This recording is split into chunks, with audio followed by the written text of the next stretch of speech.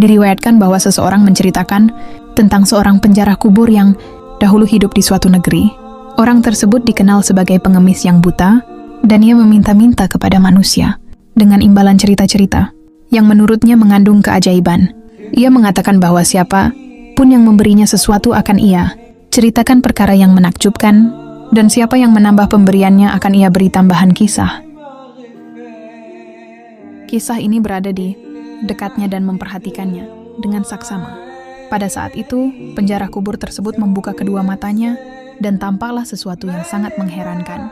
Kedua matanya ternyata menembus hingga ke tengkuknya, seakan-akan berupa dua saluran yang berlubang, sehingga ia mampu melihat dari arah wajahnya apa yang berada di belakang kepalanya.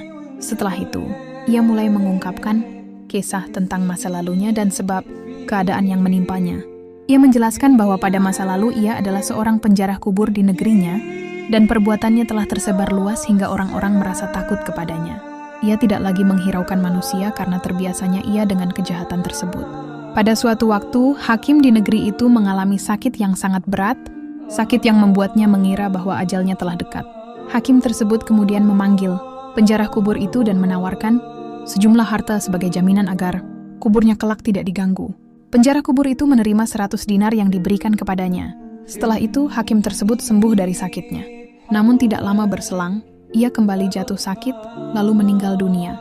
Penjara kubur itu mengira bahwa harta yang diterimanya hanya berkaitan dengan sakit yang pertama, sehingga ia mendatangi kubur hakim tersebut setelah kematiannya. Ketika kubur itu dibongkar, ternyata kubur tersebut bukanlah tempat keselamatan, melainkan tempat hukuman. Hakim itu berada di dalam kuburnya dalam keadaan duduk, rambutnya berdiri, dan kedua matanya memerah dengan hebat. Penjara kubur itu pun diliputi rasa takut yang sangat, hingga lututnya bergetar dan tubuhnya tidak mampu berdiri dengan tenang.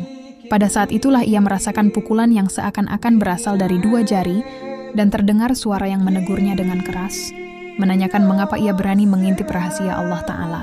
Peristiwa tersebut menjadi sebab perubahan keadaan dirinya, dan kisah ini menjadi peringatan bagi siapa pun agar tidak meremehkan dosa serta tidak melanggar batas-batas yang telah ditetapkan oleh Allah.